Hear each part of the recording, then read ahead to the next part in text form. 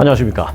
이스라엘과 팔레스타인 간의 무력 충돌에 따른 긴장이 고조되고 있는 가운데 소셜미디어 X가 이제 옛날에는 트위터였잖아요. 구 트위터가 지금은 X인데 소셜미디어 X에서 가짜뉴스와 허위 정보가 지금 확산되면서 혼란을 더 부추기고 있습니다. 하마스가 이스라엘 공습을 한 직후 이 X에는 베냐민 네타냐후 이스라엘 총리가 병원에 긴급 이송됐다라는 게시물이 올라왔었습니다. 이 게시물에는 네타냐후 총리 사진과 함께 병원 이름까지 포함되어 있었고요. 예루살렘 포스트라는 이스라엘 현지 언론사의 출처까지도 명기돼서 당시의 신뢰성을 상당히 높였습니다. 그러나 가짜뉴스였죠. 이 가짜뉴스로 결국은 드러났는데 여기서 멈춘 것이 아니었습니다. 자, 이 글은 조회수가 100만 명에 육박했습니다. 그런가 하면 지난 8일에는 X의 또 다른 한 계정에는 하마스가 이스라엘 헬리콥터를 격추하는 영상이 게시됐습니다. 이 영상에는 하마스에 더 많은 힘을 주자라는 글도 담겼습니다. 이 영상은 수십만의 조회수를 기록하면서 빠르게 확산됐습니다만은 다 가짜 뉴스였습니다. 그런데 그 영상은 또 어디서 가져온 영상이냐? 이게 비디오 게임에서 갖고 온 영상이었습니다. 비디오 게임 아르마 3라는 이 게임에서 연출된 장면으로 드러났습니다. 미국이 이스라엘에 80억 달러 규모의 지원을 또 승인했다라는 백악관 문서까지도 퍼졌습니다. 하지만 이는 지난 7월 바이든 정부가 우크라이나에 4억 달러를 지원한 문서를 짜집기 한 것입니다. 합성한 것이죠. 그래서 가짜로 만드는 것이죠. 페이스북과 틱톡 등 다른 SNS 계정에도 이 가짜뉴스가 눈에 띄었습니다만은 특히 이 X에 가장 많이 확산되었습니다. 일론 머스크가 인수하기 전에 트위터였는데요. 그때 그 트위터 경영진은 조작되거나 또는 오해의 소지가 있는 정보에 대응하기 위해서 상당한 자원을 투입했었습니다. 그러나 일론 머스크가 인수를 한 후에는 이 플랫폼 이름도 최근에는 X로 바꿨고요. 또 허위 정보와 선거에 대응한 팀의 그런 인원을 대폭 감축했습니다.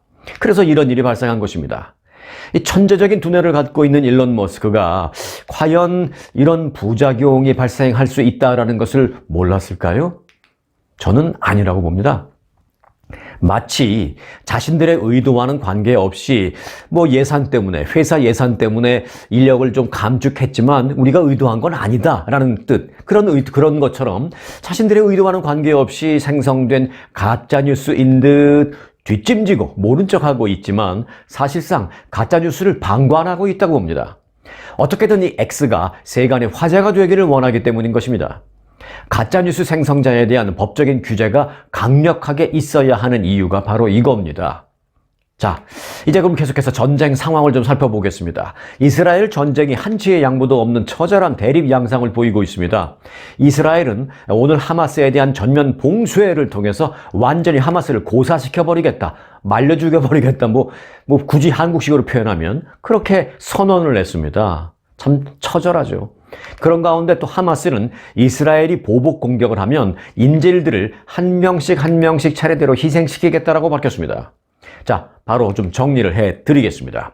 우선 이번 공격에 의한 양측의 총 사망자는 1,500여 명으로 늘어났습니다.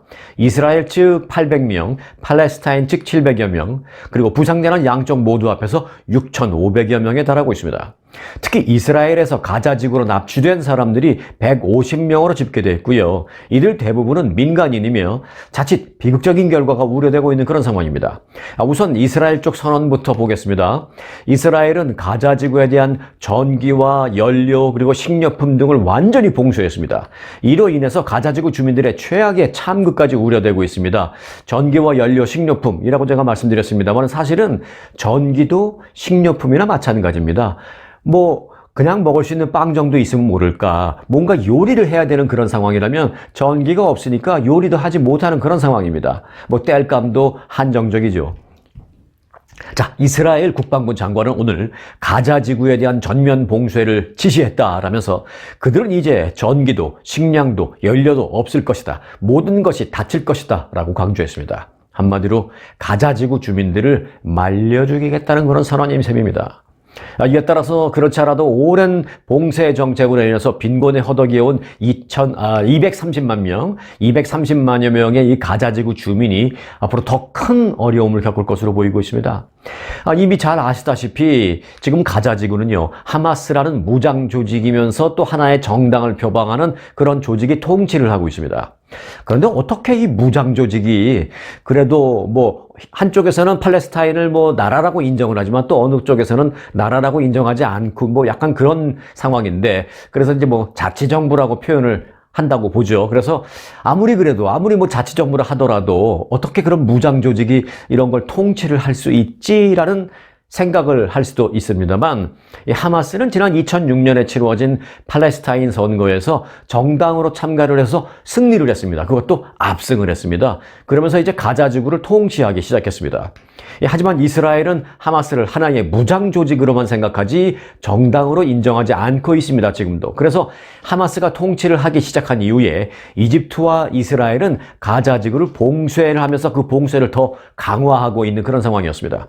그로 인해서 이미 가자 지구의 경제 상황은 악화일로를 걷고 있었습니다. 한마디로 이미 이 지역 주민들은 이래 주구나 저래 주구나 마찬가지인 그런 상황에 있었던 것입니다. 그럴 바에야 싸우겠다라는 막다른 골목에 내디뎌지고 있던 그런 상황이었습니다. 자, 이후 가자 지구는 소규모 농업과 관광 산업을 제외한 대부분의 산업 활동이 현재 중단되어 있는 그런 상황이 계속 이어져 왔었습니다.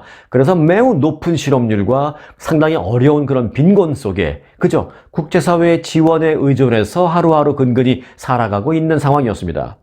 하지만 여기까지만 해도 오랜 분쟁 속에 간간히 있었던 봉쇄 정도로 생각할 수 있습니다. 그러나 오늘 그 이스라엘 국방부 장관이 선언했듯이 이 지역에 대한 연료와 전기, 식료품 들어가는 것을 모두 끊어버리고 이 반입되는 식료품도 완전히 봉쇄하겠다라고 한 이 말은 이건 상당히 심각합니다. 자칫하면 이 말은 자칫 전쟁 범죄에 해당할 수 있기 때문입니다. 군인들끼리 싸우는 것도 아니고 먹을 것, 입을 것을 모두 봉쇄해서 그 안에 있는 230만여 명의 민간인들을 그야말로 고사시키겠다라는 방침이기 때문에 이 전쟁 범죄일 수 있다라는 것입니다. 이스라엘 국방장관도 이런 비난이 있을 수 있다라는 것을 아는 듯 우리는 인간의 탈을 쓴 짐승이라는 표현을 써요. 휴먼 애니멀. 인간의 탈을 쓴 짐승과 맞닥뜨려져 있다. 인간의 탈을 쓴 짐승과 싸우고 있다. 따라서 그것에 맞게 우리는 행동하면 된다라고 말했습니다. 자신들의 처절한 봉쇄 정책으로 민간인 그 집단 아사 등 참극이 발생할 것을 대비해서 미리 해명을 해둔 그런 셈이죠. 상황이 거기까지 가면 안 되는데 말입니다. 자, 이어서 그러면 하마스 쪽의 맞대응을 좀 보겠습니다. 팔레스타인 무장정파 이 하마스는 이스라엘이 사전 경고 없이 민간인 주택을 폭격할 경우에, 그리고 보복 공격을 끊이지 않고 계속할 경우에 그 보복으로 이스라엘 민간인 포로를 희생시키겠다고 밝혔습니다. 이스라엘이 자신들에 대한 보복 공격을 한 번 하면 민간인 포로 한 명을 희생시키겠다는 것입니다. 한 명씩 공격 하나당 희생자 한 명을 낳겠다라는 것입니다. 하마스는 이스라엘 남부 지역에 침투해서 지금 수백 명의 민간인을 처형했고요. 또 일부는 인질로 삼아서 가자지구로 끌고 갔죠. 납치를 했죠. 납치. 하마스는 이렇게 납치한 인질들이 한 100여 명이 넘는다고 주장했습니다. 다른 곳에서 알려지기는 한 150명 정도로 추산되고 있기도 합니다. 이 가운데는 외국인들도 포함되는 것으로 알려졌습니다. 실제로 태국에서 돈 벌러 간 근로자 10여 명도 아무것도 모른 채 죄 없이 가자지구로 납치되어 있는 상황입니다. 하마스가 이스라엘의 보복을 막기 위해서 이들을 인간 방패로 사용할 수 있다라는 우려가 제기됐었는데 결국 어제 그 성명으로 그 우려가 현실이 된 그런 셈입니다. 만일 실제로 그런 일이 발생한다면 이는 전쟁이 아니라 전쟁 범죄가 되는 셈입니다. 전쟁도 나쁜 겁니다만은 전쟁 범죄는 절대로 있어서는 안 되는 그런 범죄입니다. 특히 하마스 그들을 위해서라도 이 방법만은 절대 선택해서는 안 됩니다. 지금 그 객관적인 전력으로는 누가 봐도 하마스가 약자입니다. 그렇다면 먼저 공격을 했을지언정 우리가 그럴 수밖에 없었다라는 어떤 그 메시지를 세계에 강하게 전달해서 나름대로 무슨 여론전이라도 좀 펼쳐야 할 텐데, 만일 인질을 희생시키는 그런 일이 발생한다면 이번 전쟁의 결과와 상관없이 하마스는 그 본인들이 얻으려 하는 것을 절대로 얻을 수 없기 때문에 정말 하마스 자신들을 위해서라도 민간인 인질들에 대한 어떤 처형을 하는 그런 행위는 절대로 있어서는 안 된다라는 메시지를 꼭 전하고 싶습니다. 러시아의 우크라이나 침공 이후에 지난 20개월간 힘겹게 버텨오던 세계 경제는 이번에는 이스라엘과 팔레스타인 무장 정파 하마스의 그 전쟁이라는 새로운 리스크에 지금 직면해 있습니다. 전문가들은 이번 전쟁이 인플레이션과 성장 전망에 모두 위험 요소라고 진단했습니다. 특별히 미국에게 그럴 수 있다는 것입니다. 자, 미국의 경우 지난 2월 러시아의 우크라이나 침공으로 촉발된 세계 정세의 불안정성, 불안한 그런 비정상적인 그런 상황, 불안정성, 이것이 더욱 확대될 것이라는 게 우려입니다. 제가 매번 말씀드립니다만은 경제는 뭐다? 예, 경제는 쉽니다. 그러니까 이렇게 지금 당장 무슨 문제가 있다라기보다도 앞으로 이렇게 좀 불안정해지겠네 라는 그런 불안정성이 확대되면 심리가 움직이면서 벌써 경제가 크러쉬되는 것입니다. 특히 물가 상승 억제와 경제 연착륙을 동시에 잡아야 하는 그 미국의 고민은 깊어질 수밖에 없습니다. 연준을 비롯한 각국의 중앙은행들은 이 전쟁으로 국제 유가가 급등해서 새로운 인플레이션 압력으로 작용할 가능성을 주시하고 있습니다. 자, 앞서도 말씀드렸다시피 이스라엘과 팔레스타인 모두 원유 생산지는 아닙니다. 하지만 이 지역에 이란과 무슨 사우디아라비아 같은 주요 산유국들이 다 몰려 있고요. 주요 해운 항로인 수에즈만도 인근에 있습니다. 때문에 이번 이스라엘 전쟁으로 미국 경제 성장이 둔화할 수도 있다라는 우려는 어찌 보면 당연할 수밖에 없는 것입니다. 인플레이션은 안 잡히는데 경제는 둔화된다? 네, 그게 바로 이 경제에 있어서 가장 피하고 싶은, 가장 미운 스태그플레이션입니다. 미국이 자칫하면 이 전쟁 때문에 스태그플레이션이 될 수도 있다는 것입니다. 자, 스태그플레이션, 물가는 오르는데 경제는 하락하는 이중구를 말하고 있습니다.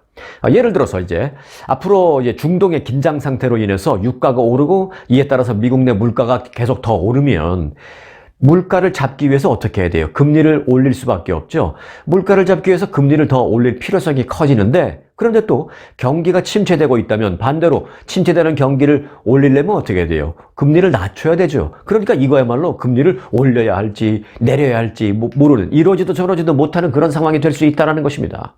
스태그플레이션이 발생하면 그런 일이 발생합니다. 자칫하면 이자율을 결정하는 연준의 입장에서는 물가 상승과 성장 둔화, 이 둘 중에 어느 쪽이 그러면 더 큰 골칫거리인지 둘 중에 하나를 울며 겨자 먹기로 선택해야 하는 그런 상황이 될지도 모릅니다. 물가 상승을 잡아야 하는 게 더 골칫거리다라는 판단이 들어서 그걸 선택한다면 이자율을 올려야 할 것이고요. 성장 둔화가 더 골칫거리다, 그래서 그걸 선택해야 된다라는 판단이 든다면 또 이자율을 반대로 내려야 할 터이니 말입니다.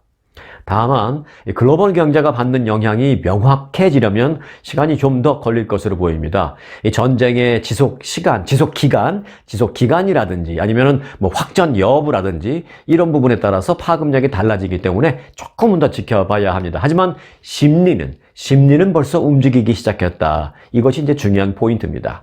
네, 바이든 대통령은 어제 하마스의 이스라엘에 대한 공격으로 미국인이 최소 11명이 사망했다고 발표를 했습니다. 특히 이 바이든 대통령은 하마스의 공격을 테러 공격으로 규정했습니다. 이스라엘과 보조를 맞추는 거죠. 네, 백악관 홈페이지에 따르면 바이든 대통령은 어제 성명을 통해서 우리는 엄청난 규모와 범위의 비극을 목도하고 있다라면서 이같이 밝혔습니다. 이 바이든 대통령은 또 아직 확인 작업을 하고 있지만 아마 하마스가 억류하고 있는 사람 가운데 미국 시민들도 있을 것으로 생각한다라고 말했습니다. 만일 하마스가 납치하고 억류하고 있는 사람들 가운데 미국 시민이 있다면 당연히 있으리라고 봅니다. 100명, 150명 정도 억류하고 있으니까 그중에 미국 시민이 실제로 있다면 이것은 상당히 미국 쪽에서도 곤혹스러운 상황이 발생할 수밖에 없습니다. 자, 이런 가운데 미국 지상군이 이스라엘에 파병될지에 대한 질문이 지금 백악관에 쏟아지고 있습니다. 자, 백악관 당국자는 오늘 이스라엘에 지상군을 파병할 계획은 없다라고 밝혔습니다. 백악관 측은 오늘 브리핑에서 미국 지상군을 이스라엘 땅에 배치할 계획이 없다, 이 점을 분명히 하고 싶다라고 밝혔습니다. 그런데 물론 이런 것은 지금 시점에서 그렇다라고 우리는 이해해야 합니다. 이것이 끝까지 계속될 수 있다라고 생각할 수는 없다라는 점도 함께 인지를 해야 되겠습니다. 자, 이스라엘 전쟁 소식을 좀 종합해 드렸고요. 그 밖에 미국 소식과 미주 한인 사회 소식을 좀 정리해 드리겠습니다. 어제가 9일이었죠. 9일은 뭡니까? 10월 9일은 이제 미국에 오신 지 좀 오래되신 분은 좀 잊으셨을지도 모르겠어요. 하지만 이 날도 잊으시면 안 됩니다. 10월 9일은 한글날입니다. 한글. 한글날이 어제로 제 577도를 맞았습니다. 이런 가운데 미국 내 한국어 학습 열기가 확산되고 있다는 것을 확인할 수 있습니다. 미국 내 초, 중, 고등학교는 물론이고요. 대학에서도 한국어 수업과 한국어 수강생이 증가세를 보이고 있다는 소식입니다. 1308개 대학을 표본으로 선정해서 지난 2020년 가을 학기 영어 외에 다른 언어 과목들의 수강생 수를 집계한 결과 2016년 가을 학기보다 15.2% 감소한 것으로 나타났습니다. 그런데 왜 한국어 수강생이 는다며? 라고 생각을 하시죠? 예, 전체적으로는 감소세를 보였습니다. 그러나 한국어 수업만 유독 증가세를 보였습니다. 유일하게 한국어 수업만 증가했는데 무려 25.5%나 증가했습니다. 그래서 언어 과목 가운데 가장 큰 증가세를 보였습니다. 그리고 이제 LA 쪽으로 와보면 LA 한국교육원이 있는데요. LA 한국교육원에 따르면 LA 총영사관 관할 지역에서 공립 초, 중, 고등학교에 개설된 한국어반 수는 가을 학기 기준 2014년에 220개였는데 2023년에는, 그러니까 2014년에는 220개였는데 9년이 지난 2023년 올해는 무려 332개로 50% 이상 늘었습니다. 학생 수도 5,910명에서 지금은 8,510명으로 44% 증가했습니다.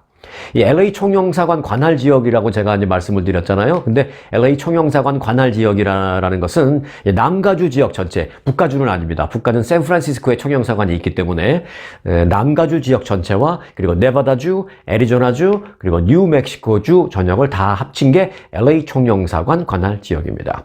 한편 한글은요, 세계 문자 가운데 유일하게 만든 사람과 그리고 반포일 등등이 다 기록이 남아있는 유일한 문자입니다. 한글을 만든 사람은 세종대왕이라고 우리가 다 확실하게 알고 기록까지도 남아있고, 그런데 뭐 영어, 라틴어 이런 게 누가 만들었는지는 모르잖아요. 한자도 마찬가지. 그렇게 세계에서 유일하게 만든 사람과 또 이것을 반포한 날짜, 그리고 그 글자를 만든 원리까지 기록이 되어 있는 유일한 문자입니다. 여러 학자들 사이에서 과학적이고 체계적인 세계적인 언어로 인정받고 있기도 한 게 바로 한글입니다. 이 한글 창제 원리를 담고 있는 훈민정음 회례본은 유네스코 세계 기록 유산으로 등재되어 있습니다. 자, 하와이로 가보겠습니다. 오랜만에. 이 하와이 마우이 섬이 대규모 산불 피해 이후에 2달 만에 서부 마우이 지역의 관광객을 다시 받아들이기 시작했다 라는 소식입니다. 지난 8월 8일 산불 발생 이후에 서부 마우이 지역에서 내려진 여행 금지령이 어제부터 공식적으로 해제됐습니다. 다만 화재로 거의 잿더미가 된 해안마을 라하이나는 여전히 폐쇄된 상태입니다. 이 지역의 최북단 지역부터 단계적으로 다시 개방이 될 예정입니다. 하지만 이제 라하이나 이재민들을 중심으로 해서는요, 일부 주민들은 관광 재개가 너무 시기상조다라면서 관광 재개, 다시 개방하는 것에 대해서 반대하고 있습니다.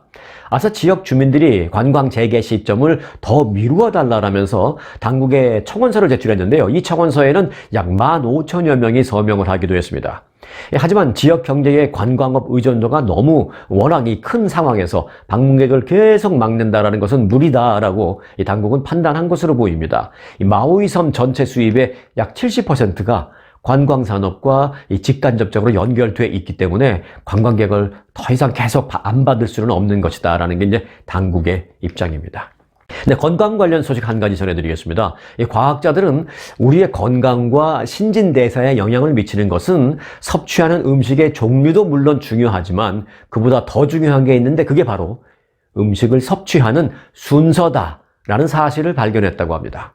점점 더 많은 연구에서 밝혀진 바에 따르면 식사 때 식이섬유가 풍부한 채소 그리고 단백질 또는 지방을 먼저 섭취하고 마지막에 쌀이나 빵 또는 이 파스타와 같은 탄수화물을 그때 마지막에 섭취하면 혈당 수치가 개선되고 또 포만감과 더 포만감을 촉진시키는 호르몬 수치도 더 높아진다라는 것입니다. 그러니까 많이 먹지 않게 되는 것이죠. 조금 덜 먹게 된다는 것이죠. 당도 조절할 수 있고, 일부 예비 연구에 따르면 체중 감량에도 큰 도움이 된다라는 것입니다. 이 음식 먹는 순서를 잘 지키면. 자, 음식 순서 또는 식사 순서, 영어로는 meal sequencing이라고 하는데요. meal sequencing으로 알려진 이 전략은 사람들이 흔히 먹는 방식과는 좀 다릅니다. 탄수화물이 많고 섬유질이 적은 빵이나 칩 같은 음식을 처음부터 먹게 되는 경우가 많이 있는데, 그런 것보다는 이런 걸 식사가 끝날 때 먹는 것이 더 낫다라는 것입니다. 뭐 양식을 먹으러 가도 그렇죠. 먼저 이렇게 주문하기 전에 빵부터 먼저 갖다 주잖아요. 그러면 빵 넣고 우리가 이제 올리브오일 갖다 주면 이제 얘기하면서 주문해놓고 음식이 나올 때 기다리면서 얘기하면서 빵을 올리브오일에 이렇게 뭐 찍어서 먹으면서 기다리고 있고 그러기도 하잖아요. 특별히 에피타이저로 시키지 않아도 그냥 무료로 갖다 주는 경우가 많으니까 그렇게 먹는데, 사실은 반대라는 것이죠. 이런 빵 같은 것을 마지막 순서에 먹어야 된다라는 것이죠. 그게 더 낫다라는 것이죠. 음식 순서에 관한 최근의 연구는 규모는 작지만 엄격하게 이루어지고 있다고 합니다. 연구진은 혈당 수치를 급상승시키는 탄수화물 대신 단백질이나 지방 또는 채소 같은 섬유질이 풍부한 그런 채소 같은 것들로 이제 식사를 먼저 시작하면 소화 과정이 느려지는 경향이 있다는 사실을 발견했습니다. 소화 과정이 느려지면 그만큼 덜 먹게 되죠. 이는 음식물이 위를 떠나서 소장으로 들어가는 속도, 즉 위 비우기 과정을 줄여서 포만감을 더 오래 느끼게 하기 때문입니다. 내가 좋아하는 음식이라고 해서 무조건 먼저 먹기보다는 채소나 단백질 종류를 먼저 먹고 그 이후에 나중에 이제 쌀이나 빵 등으로 만든 이 탄수화물을 섭취하는 게 건강에도 좋고 수명 연장에도 좋다라는 점, 음식 섭취의 순서가 중요하다라는 점 반드시 기억하시기 바라겠습니다. 자, 이어서 보너스 뉴스 전해드리겠습니다. 오늘 보너스 뉴스의 제목은 제가 이렇게 지었습니다. 갑질 외교관, 미국에서 망신. 네, 한국을 대표해서 유엔에 나간 유엔에 이제 우리 입장에서 이제 유엔에 온이죠. 나간이 아니라 이제 들어온 한국을 대표해서 유엔에 온 이 외교관들이 현지 운전기사를 사적인 일에 동원하는 등 이른바 갑질을 벌였다가 미국 법원에서 패소하는 망신을 당했습니다. 관용차가 지급되지 않는 국가정보원 파견 공사들이 운전기사가 딸린 차를 사적으로 마련해서 써오다가 벌어진 일입니다. 뉴욕 유엔 한국 대표부에서 운전기사로 일했던 미국 시민권자인 한인 남모 씨는 지난 2021년 해고당한 직후에 법원에 소송을 냈습니다. 이 소장에는 5년간 겪은 소위 갑질 행태가 상세하게 담겨져 있었습니다. 그 내용을 잠시 보면 이렇습니다. 2018년 3월 39층 전망의 고급 한식당에서 공사가 지인 여성과 점심 식사를 하는데 점심 식사를 마치기를 기다렸다가 이 여성을 집에 데려다 줘야만 했다. 두 번째, 친구나 가족의 명품 구입 또는 골프 또는 공연 감상까지 마치 개인 집사처럼 나를 부렸다. 이런 폭로가 이어져 있습니다. 하지만 초과 수당은 제대로 받지 못했다라고 주장했습니다. 이 법원에 제출된 고용계약서를 보니까요, 이렇게 되어 있습니다. 주말과 공휴일에도 불러내면 일해야 한다. 하지만 시간 외의 수당은 한 달에 52시간까지만 인정해주겠다라고 되어 있습니다. 이게 무슨 말이에요? 주말 공휴일 불러내는 것도 어찌 보면 불법인데, 그리고 시간 외에 일한 게 60시간, 70시간이 돼도 필요 없다. 그냥 딱 52시간까지만 인정해주겠다. 이게 어느 나라 법인지 모르겠습니다만은 특히 미국에서는 명백한 미국 노동법 위반입니다. 명백한 불법 내용을 고용계약서라고 명백하게 작성해 놓은 것입니다. 이게 불법인지 아닌지, 미국에서 이게 얼마나 엄청난 불법 행위인지 뭐 이런 것도 모르는 거죠, 그들이. 한국에서 온 외교관들의 수준이 이 정도입니다. 계약을 맺을 때 현지 법을 검토하도록 한국 외교부 지침이 있는데 그 지침도 어긴 겁니다. 고용계약은 유엔 한국 대표부가 아니라 공사들 개인 명의로 맺어졌다고 합니다. 국가정보원에서 파견된 공사들의 행태였는데 운전기사는 총영사나 대사급에게만 제공됩니다, 미국에서. 그래서 LA 총영사는 운전기사 딸린 차가 있고요. 무슨 미국 워싱턴에 있는 대사도 역시 운전기사 딸린 차가 있습니다. 총영사나 대사급에게만 지급되는 이 기사 딸린 차를 자신들도 마련해서 좀 쓰고 싶어서 그랬는지 자신들이 사적으로라도 마련해서 쓰다가 벌어진 일입니다. 웃기지도 않는 갑질이죠. 이 갑질이라는 게요, 그 위키피디아 그 사전에도 등재가 되어 있습니다. GAPJIL. 그대로 갑질. 자, 여하튼 돈은 다른 일을 할 때 사용하라고, 정말 꼭 필요한 공적인 일을 할 때 사용하라고 나라에서 준 돈을 개인 기사 부리는데 사용해버린 것입니다, 이 사람들. 이 대표부, 유엔 그 대표부 사정을 잘 아는 전직 한 고위 외교관은 이렇게 말하고 있습니다. 기사 봉급은 모두 국정원 예산으로 그리고 현금으로 모두 지급된 것으로 알고 있다라고 말했습니다. 국정원에서 소위 나오는 그 활동비라는 건 다 현금으로 나오거든요. 그리고 일정 부분 보고하지 않아도 됩니다. 이런 것을 갖다가 현찰, 보고하지 않아도 되는 현찰을 정말 나랏일에 꼭 필요한 그런 일에 쓴 것이 아니라 내 운전기사 부리고 내가 어떤 여성과 밥 먹을 때 기다려 하고 이 여성 집에 좀 데려다줘, 이런 거에다 쓴 겁니다. 뉴욕 남부지방법원도요, 재판을 벌이면서 참으로 개탄은 하지 않을 수 없다라고 표현했습니다. 이렇게 말했습니다. 법원은 월급을 현금으로 주면서 임금 기록조차 없었다라고 지적하면서, 그러니까 미지급 수당 13만 8천 달러 등 총 19만 달러를 배상하라 땅땅땅 판결을 내렸습니다. 19만 달러 배상. 그러면 이 19만 달러 배상 어느 주머니에서 나올까요? 그 갑질을 한 그 외교부인지 국정원인지 그 사람 주머니에서 나올까요? 아닙니다. 자, 그런데 더 웃기는 일이 발생했습니다.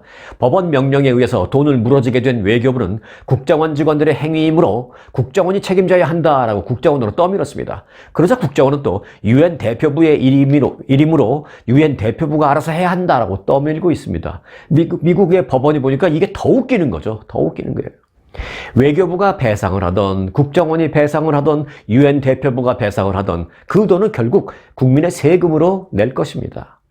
귀중한 예산을 자기들 갑질하는 데 썼고, 또 그렇게 갑질하는 행위가 걸리자 불법이기 때문에 배상을 해야 해서 배상을 한다고 또 쓰고, 혈세 낭비가 이만저만이 아닙니다.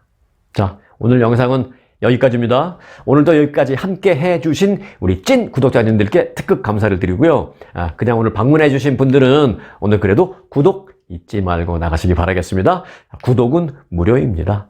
손해 날 일 없다라는 그런 얘기죠. 자, 스토리가 있는 뉴스, 송앵커의 스토리 뉴스 오늘 순서 마칩니다. 고맙습니다.